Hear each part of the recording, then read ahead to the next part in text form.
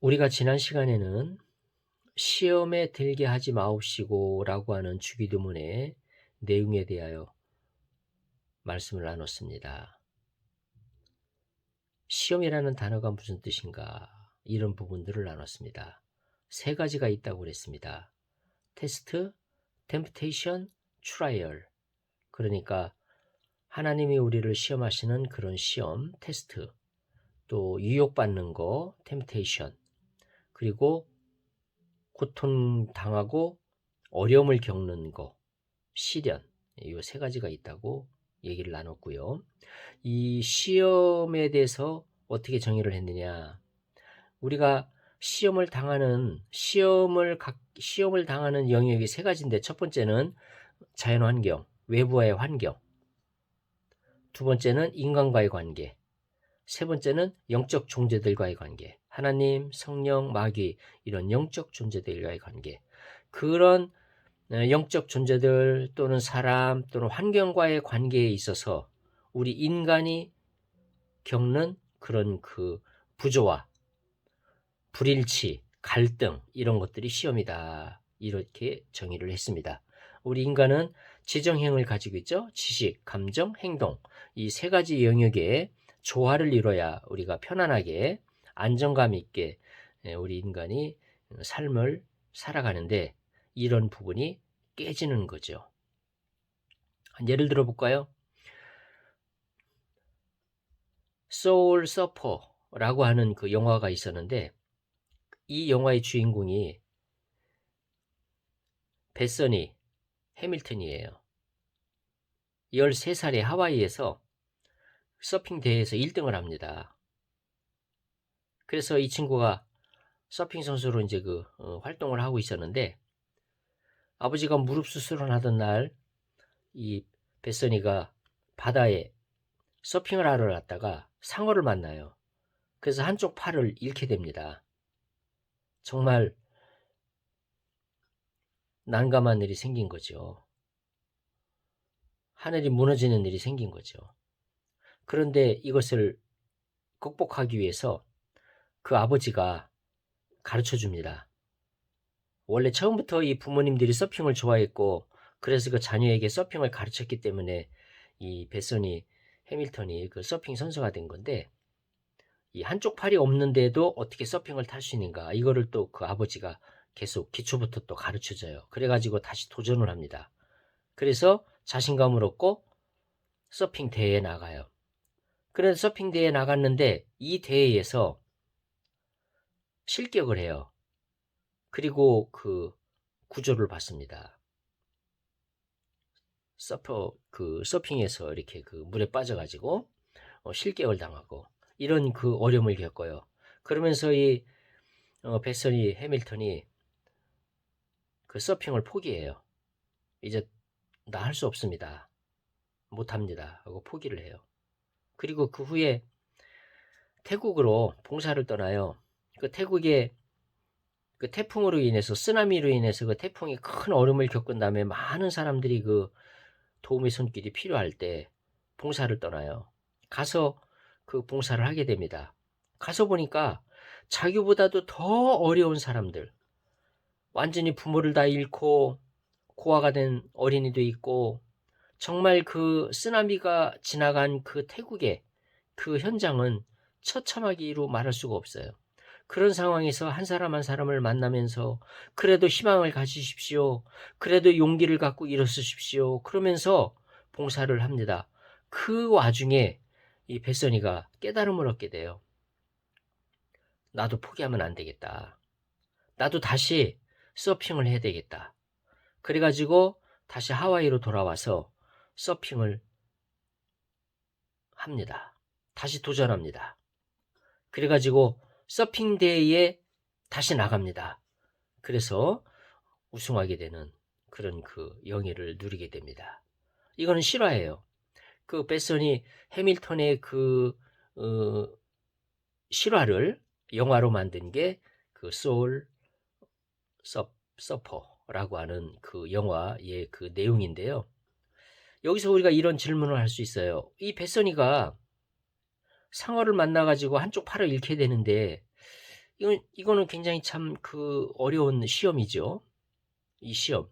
이 시험 누가 준 건가? 하나님이 벳선이를 테스트하기 위해서 팔을 잃게 한 건가? 아니면 사탄이 유혹하기 위해서 한쪽 팔을 잃게 한 건가? 이거 어떻게 봐야 돼요?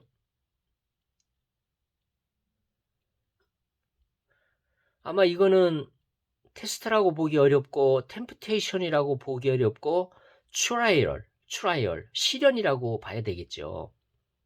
세 번째, 트라이얼, 시련이라고 봐야 될 텐데 이 원인 제공을 누가 했느냐? 왜 이런 일이 생겼느냐? 하나님이 준 걸까? 마귀가 준 걸까? 여기서 우리는 중요한 것을 발견하게 됩니다. 우리가 그 시련을 만나든 혹은 시험에 들게 됐을 때 이것이 왜 왔을까? 이것을 알 수 있는 경우도 있어요. 이런 시험이 왜 왔을까? 예를 들어서 템프테이션 같은 경우에는 그 원인을 본인이 알 수 있어요. 이런 유혹이 왜 왔을까? 생각해 보니까 내 지식에 문제가 있어. 내 지식과 감정이 불일치해. 아하, 여기에서 이런 그 유혹이 오는구나. 또는 감정과 행동의 불일치. 또는 지식과 행동의 불일치. 아는 것은 A인데 행동은 B로 나가. 계속 B로 나가고 싶어. 그런 욕구를 느껴. 그러면은 시험에 드는 거죠. 이게 아는 것과 행동이 불일치되기 때문에. 그 다음에 감정적으로는 A로 가고 싶은데 실제로 몸은 B로 가. 감정과 행동의 불일치. 이런 원인들을 발견할 수 있겠죠. 그런데 모든 시험 또는 모든 시련 이런 것들에 대한 원인, 그 이유를 100%는 알 수 없다. 우리가 그것을 인정해야 된다는 거예요. 이것을 100% 알기 위해서 막 노력하는 사람도 있어요. 연구하는 사람도 있고. 그런데 100%는 알 수 없다. 중요한 것은 그런 시험, 시련 이런 것이 왔을 때 그것을 잘 극복하는 거, 그것을 잘 이겨내는 거 이것이 중요하다. 이것을 우리가 생각해야 될 것입니다. 그 원인을 찾고 원인을 아는 것도 중요해요. 왜냐하면 그 원인을 알게 되면 그 원인을 제거하면 원인을 해소하면 되는 거거든요. 아, 내 지식과 감정이 불일치한다. 그러면은 지식과 감정이 일치하도록 이것을 바꾸면 되거든요. 또 감정과 행동이 일치하지 않아.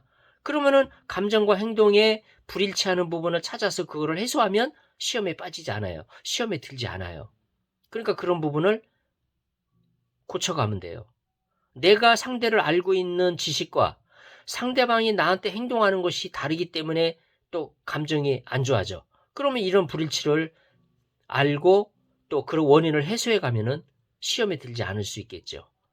그래서 그 시험을 아는 것도 중요하고, 그래서 우리가 그 시험을 알고 원인을 해소하는 이런 그 지혜를 갖는 것은 참으로 중요한데 100% 알 수는 없다. 중요한 것은 우리가 그 시험을 극복하는 거, 시험을 이겨내는 거 이것이 중요하다. 그 다음에 또한 중요한 것은 시험에 들어가지 않는 거 이것이 지혜로운 방법이다. 이것이 중요한 것이다. 그래서 오늘은 어떻게 하면 우리가 시험에 들지 않는가. 이 시험에 들게 하지 마시고 그랬잖아요. 근데 시험에 들게 하지 마시고 하나님께서 시험에 들지 않도록 도와줄 수 있는 부분이 있고 우리가 할 수 있는 부분도 있다는 거예요. 우리가 할 수 있는 부분도 있다. 우리가 할 수 있는 부분은 우리가 하자는 거예요. 그래서 오늘은 우리가 할 수 있는 부분을 좀 생각해 봤으면 좋겠어요. 시험에 들지 않을 수 있는 방법, 시험에 들지 않기 위해서 우리가 할 수 있는 것들이 뭔가 이런 거를 한번 생각해 보고 싶어요. 우리 인간이 육체를 가지고 있잖아요. 또 혼이 있잖아요. 영이 있잖아요. 그래서 이 세 가지 측면에서 한번 나눠보고 싶어요. 우리 인간이 육체를 가지고 있는데 이 육체가 시험에 들어요. 우리 육체가 시험에 들지 않도록 우리가 할 수 있는 것들이 있어요. 그런 지혜를 가지고 산다면은 우리가 시험에 덜 들어가겠죠. 우리 육체는 건강해야 돼요. 이 육체가 아프면 시험에 들어요. 건강해야 돼요. 그래서 육체가 건강하기 위해서 잘 자고, 잘 먹고, 운동하고, 이런 것들을 하게 되면 우리 육체가 건강해져요. 일단 육체가 건강해지면, 사람이 일단 건강해지면 거기서부터 모든 것이 이제 풀리기 시작해요. 모든 것이 좋아지기 시작해요. 근데 몸이 아프기 시작하면 이제 거기서부터 이제 일이 꼬이기 시작하는 거예요. 그래서 우리 몸이 건강해져야 돼요. 건강해지기 위해서 우리 몸을 건강하게 만드는 그런 거 우리가 할 수 있다. 그런 걸 우리가 할 수 있으면 우리가 시험에 들지 않을 수 있다. 그런 얘기죠. 두 번째, 혼, 마음, 정신, 이런 것들이 시험에 들지 않게 할 수 있는 게 뭘까? 이런 것이 시험에 들지 않게 할 수 있는 방법은 공감과 소통이 아닌가 이런 생각이 들어요. 공감과 소통. 우리 보통 다른 사람들과의 관계에서 되게 시험 드는 그 이유들을 잘 살펴보면 공감이 안 되고 소통이 안 될 때 시험에 드는 경우가 굉장히 많아요. 우리 다른 사람들로부터 이렇게 그 시험 들었다, 상처받았다, 이런 경우 상당히 많은 부분이 그 사람하고 소통이 안 되기 때문에 오해로 말미암는 그런 경우도 많이 있다는 거예요. 다른 사람과 공감이 되고 공감을 공유하고 그리고 소통이 되면은 상당히 많은 부분에서 시험에 들지 않을 수 있다는 거죠. 그래서 우리가 시험에 들지 않을 수 있는 아주 좋은 방법은 공감과 소통이다. 그래서 우리가 내가 가지고 있는 모든 그 내 속 고민이나 또 내 마음속에 있는 그런 여러 가지들을 공감할 수 있는 그런 사람을 주변에 둘 수 있다는 것은 축복인 것 같아요. 그래서 우리 주변에 나하고 함께 공감할 수 있는 그런 사람이 있다는 것은 대단히 중요하다. 그리고 우리의 그 혼, 정신, 마음, 이것이 시험 들지 않게 하기 위해서 우리의 정신이나 마음이 좋아하는 그런 그 취미 생활, 이거 할 수 있으면 좋을 것 같아요. 그러면 우리 마음이 또 정신이 쉼을 얻고 즐거움을 얻잖아요. 자기가 좋아하는 취미 생활을 하기 때문에. 그러면 그 마음이, 그 정신이 여유를 갖기 때문에 시험에 들지 않을 수 있겠다. 이렇게 생각을 합니다. 그래서 취미 생활, 이거 참 좋은 것 같아요. 그래서 취미 생활하고 자기가 그 마음과 정신이 즐기면서 쉼을 얻을 수 있는 그런 자기가 정말 좋아하는 그런 일들을 찾아서 하는 것은 우리의 그 정신 건강에 굉장히 중요하다. 이 정신도 이제 건강해져야, 정신이 건강해져야, 정신이 건강해져야 시험에 들지 않아요. 육체가 건강해져야 시험에 들지 않는 것처럼 정신도 마음도 건강해지면 시험에 들지 않거든요. 그래서 이렇게 건강할 수 있는 방법은 취미 생활을 하고 그 다음에 돈을 버는 일을 경험하는 거 이건 중요한 것 같아요. 저는 이 경제 부분은 우리의 그 마음과 정신 생활에 있어서 굉장히 중요한 요소 같아요. 그러니까 경제 부분에 있어서 우리가 자신감을 갖고 경제 부분에 있어서 압박을 당하지 않는 이것은 굉장히 정신 건강에 중요한 부분이지 않는가 이런 생각을 합니다. 그래서 취미 생활하는 거, 그다음에 경제 활동에 참여하는 거, 그다음에 공감과 소통을 갖는 거, 이런 것들을 갖게 되면 우리 정신이 건강해질 수 있다. 그럼 마지막으로 영혼이 건강해져야죠. 영이 건강해져야 돼요. 우리 영이 건강해지려면은 뭐 답을 다 알잖아요. 우리 영이 건강해지는 것은 이 영에 대한 말씀, 우리 영혼을 살리는 말씀, 우리 영혼을 살리는 그 양식이 뭐예요? 말씀이잖아요. 하나님 말씀. 그 하나님 말씀을 읽고 그 말씀을 묵상하고 암송하고 그 다음에 그 하나님과의 공감과 소통, 이 기도예요. 기도. 우리가 기도를 통해서 하나님과 소통을 해요. 또 성령님과 소통을 해요. 예수 그리스도와 소통을 해요. 그래서 기도 가운데 우리가 하나님의 음성을 듣고 우리의 사정을 하나님께 아뢰고 하면서 우리가 소통을 해요. 그래서 우리 영이 건강해질 때 시험에 들지 않을 수 있다. 그렇다면은 이런 준비가 되면은 환경적으로 시련이 와도 이길 수 있는 그런 그 힘이 나온다는 거예요. 아까 예를 들었던 그 베서니 해밀턴처럼 정말 그 서핑 선수가 한쪽 팔을 잃는 그런 그 어려움을 겪었어요. 정말 하늘이 무너지는 그런 그 상황이죠. 이런 상황에서 그가 태국에 가서 그녀가 태국에 가서 봉사활동을 하면서 다시 재기할 수 있는 희망을 갖게 되고 소망을 갖게 되고 그리고 다시금 도전했다는 거. 그래서 그 정신이 다시 회복이 된 거죠. 마음이 회복이 된 거죠. 그리고 그가 말씀을 읽고 기도하면서 또 힘을 얻었어요. 하나님으로부터 그 베서니가 상당히 힘을 많이 얻었어요. 또 기도하면서 위로를 많이 얻고 힘을 얻었어요. 그러면서 또 일어서게 된 거예요. 그래서 그 영이 건강해진 거죠. 말씀과 기도로 건강해진 거예요. 그러면서 다시금 재기할 수 있는 힘을 얻게 된 거예요. 그러니까 중요한 거는 시험에 들지 않는 것이 중요하고 그 다음에 시험에 들었을 때는 어떻게 이것을 잘 극복할 수 있는가 이게 중요하다는 거죠. 근데 이제 시험에서 어떻게 극복할 것인가 이전에 할 수만 있다면 시험에 들지 않도록 우리가 할 수 있는 일들을 잘 해서 시험에 들지 않는다면 아주 적극적인 방법이죠. 시험에 들지 않으면 이것은 시험에서 극복하는 것보다 시험을 이기고 극복하는 것보다 더 적극적인 방법이잖아요. 시험에 들어가지 않는 거니까.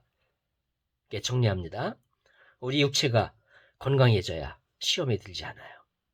우리가 육체의 건강에 관심을 갖고 육체가 건강해질 수 있도록 우리가 노력을 해야 되겠다. 내 육체가 건강해질 수 있는 방법이 뭘까? 아마 사람마다 좀 다르겠지만 뭐 몇 가지 원칙은 있잖아요. 골고루 음식을 섭취하고 과식하지 않고 그다음에 운동하고 그리고 잠을 잘 자고 또 그 외에 뭐 사람마다 몇 가지 원칙들을 가지고 건강에 관심을 갖고 건강에 주력한다. 두 번째, 마음과 정신이 건강해져야 돼요. 마음과 정신이 건강해져야 돼요. 그러니까 마음과 정신이 건강해지기 위해서 우리가 그 마음과 정신이 건강해지기 위해서 먼저는 경제적인 안정을 갖게 되면 마음과 정신이 건강해지기 때문에 경제활동에 참여하는 거 그리고 중요한 부분 그 다음에 또 취미활동, 취미생활 그 다음에 레저 그래서 이런 걸 통해서 즐거움을 경험할 수 있는 삶 속에 즐거움을 얻을 수 있는 그런 그 시간을 갖는 거 이거 중요하고요. 그 다음에 공감과 소통 그래서 공감하고 소통할 수 있는 친구가 있고 또 그런 사람들과의 만남이 있고 이것은 아주 굉장히 중요한 부분이다. 그래서 공감과 소통할 수 있는 그런 사람들을 주변에 두는 거 그래서 마음과 정신이 건강해지는 거 그 다음에 마지막으로 영이 건강해지는 거 우리가 말씀과 기도로 하나님을 알아가고 하나님과 의사소통함으로 또 예수 그리스도와 의사소통하고 우리 성령님과 의사소통함으로 우리 영혼이 건강해질 때 우리는 시험에 빠지지 않을 수 있다. 이렇게 정리할 수 있겠습니다. 그래서 우리의 육체가 우리의 마음과 정신이 그리고 우리의 영이 건강해짐으로 말미암아 시험에 들지 않는 그런 그 축복, 그런 삶을 사시는 우리 모든 성도님들 되시기를 축원합니다.